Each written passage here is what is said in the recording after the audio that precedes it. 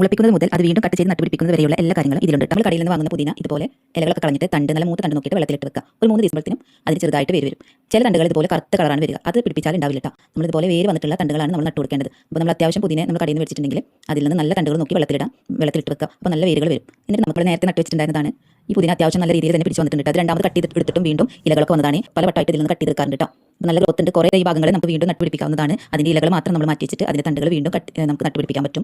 അത് വീഡിയോയുടെ ലാസ്റ്റിൽ ഞാൻ കാണിച്ചു തരാം. അത് നട്ടുപിടിപ്പിച്ചതും അത് വീണ്ടും പൊടിച്ച് വന്നതൊക്കെ വീഡിയോയുടെ ലാസ്റ്റിൽ ഞാൻ ഉൾപ്പെടുത്തിയിട്ടുണ്ട്. പ്ലാസ്റ്റിക് ഇതുപോലെ ഒഴിഞ്ഞ പ്ലാസ്റ്റിക് കുപ്പികൾ ഉണ്ടെങ്കിൽ അതൊന്നും കളയണ്ട. അതേപോലെ ഓട്ടോക്കാക്കിയിട്ട് നമുക്ക് നട്ടുപിടിപ്പിക്കാം. ഇനിയിപ്പോൾ ഞാൻ ചട്ടിയിൽ നട്ടുപിടിപ്പിക്കുന്നത് അതിന് വേണ്ടിയിട്ട് ഒരു ചട്ടി എടുത്തിട്ടുണ്ട്. ചെറിയ ചട്ടി മതി. അതിലേക്ക് ചെറിയ ചിരട്ടകളാണ് ഞാൻ അടിയിൽ ബേസ് ആയിട്ട് കൊടുക്കുക. മാർന്നു പോകാനും അതുപോലെ നല്ല ഗ്രോത്ത് ചെടിക്ക് നല്ല ഗ്രോത്ത് കിട്ടാൻ വേണ്ടിയിട്ടാണ് ഈ രീതിയിൽ ചെടി സെറ്റ് ചെയ്യുന്നത്. പിന്നെ ധാരാളം കരിയില ഇട്ട് കൊടുക്കുക. കരിയില എത്രമാത്രം ഇതിലേക്ക് നടക്കാൻ പറ്റുമോ അതിനനുസരിച്ച് കരിയില നിറച്ച് കൊടുക്കാം കേട്ടോ. കരിയിലയുടെ പിന്നെ നമ്മൾ കരിയില കമ്പോസ്റ്റ് ഉണ്ടാക്കിയിട്ടുണ്ടെങ്കിൽ അതും മണ്ണും കൂടിയിട്ട് മിക്സ് ചെയ്തിട്ട് വേണമെങ്കിൽ നമുക്ക് ഇട്ട് കൊടുക്കാം. ഞാനിങ്ങനെ നേരിട്ട് കരിയില ഇട്ട് കൊടുക്കുകയാണ് ചെയ്യുന്നത്. കമ്പോസ്റ്റ് അല്ല.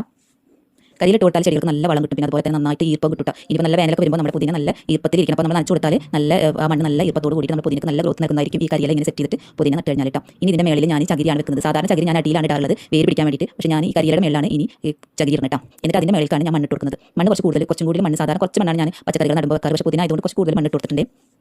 നമുക്ക് കടയിൽ നിന്ന് ഒരു തണ്ട് പുതിനയില നമ്മൾ കറികൾക്കൊക്കെ വെച്ച് കഴിഞ്ഞാൽ തന്നെ അതിൽ നിന്ന് തന്നെ കമ്പ് മുളപ്പിച്ചിട്ട് ഇതേപോലെ നമുക്ക് പിന്നീട് നമുക്ക് ഈ കടയിൽ നിന്ന് മേടിക്കാത്ത രീതിയിൽ പുതിനയില വളർത്തിയെടുക്കുക. കരിയില ഉണങ്ങി സെറ്റായിട്ടുള്ള നല്ലൊരു മണ്ണാണ് ഇത്. മണ്ണും കൂടിയിട്ടാണ് കേട്ടോ. 2 ദിവസം നനച്ചു കൊടുത്തതിന് ശേഷം നമുക്ക് ഇതിൽ ചെടി നട്ടാൽ മതി.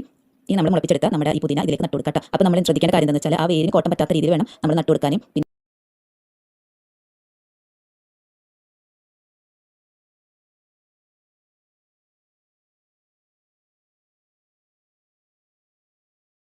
കമ്പൽ ആവാത്തതുകൊണ്ടാണ് അങ്ങനെ കരിഞ്ഞു പോകുന്നത്. പിന്നെ നമ്മൾ ഇതുപോലെ നല്ല വായുസഞ്ചാരമുള്ള പൊട്ടി മിക്സ് ആക്കുക. അപ്പോൾ അധികം കരിഞ്ഞു പോകാതൊക്കെ ശ്രദ്ധിക്കട്ടോ. എന്നിട്ട് നമുക്ക് നനച്ചു കൊടുക്കാം. ഇനി ഇതിന് വളം നൽകണം. ശരിക്കും പറഞ്ഞാൽ ഇതിന് വളം നൽകുന്നത് ആഴ്ചയിൽ ഒരു വട്ടം ഇതിന് വളം കൊടുക്കട്ടെ. ആ വളം എന്താണെന്ന് ഞാനിപ്പോൾ പറയാം.